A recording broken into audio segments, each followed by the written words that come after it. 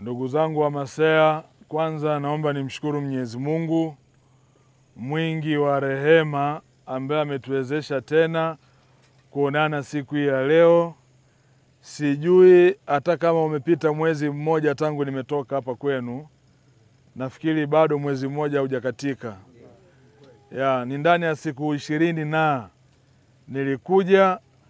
Leo nimerudi kwa mambo yafuatayo.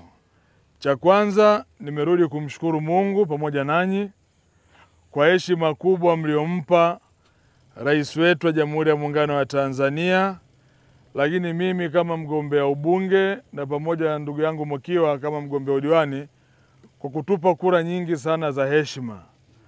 Asanteni sana, Mungu awabariki sana kwa upendo wenu. Katika mitaa yote ya jimbo la Mtumba, Masea ni kati ya mitaa ambayo imeongoza kwa watu wengi kwenda kupiga kura. Mmejitokeza watu wengi sana Masea. Ndio maana mimi leo sijaanzia sehemu nyingine, wote nimeanza na kwenu hapa. Nimekuja kuwapa shukrani zangu. Asanteni sana. Lakini najua kilichohamasisha zaidi, mlizoea kusikia ahadi, mkajua ninakuja kufanya siasa. Kwa hiyo mlivyoona baadhi ya vitu vikawapa moyo zaidi, si ndio? Ndio ukweli. Ndio ukweli.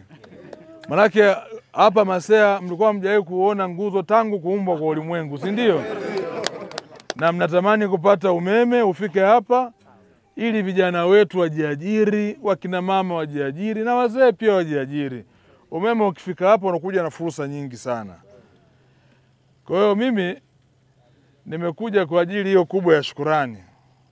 Lakini niliwaahidi, nikawaambia nitakuja kuungana nanyi kwenye kuikamilisha ndoto yetu ya ujenzi wa zahanati yetu. Zahanati hii inaanza kwa nguvu za wananchi pamoja na mimi. Tukiungana kwa pamoja, naamini serikali yetu sikivu, tukifika hatua watatupokea, watakamilisha ujenzi wa jengo letu hili, ili wananchi wetu wa Masea wapate huduma ndani ya mtaa wao. Hilo ndo hasa kubwa ambao tunalipigania. Niwapongeze wote mliojitokeza kuanzisha ujenzi huu. Asanteni sana kwa moyo wenu wa kizalendo. Wengine wangesema hiyo kazi ya diwani na mbunge watajijua wenyewe. Lakini ninyi watu wa Masea mmekuwa tofauti, mmejitokeza kwa wingi. Leo ni siku ya kwanza. Msingi umebakiza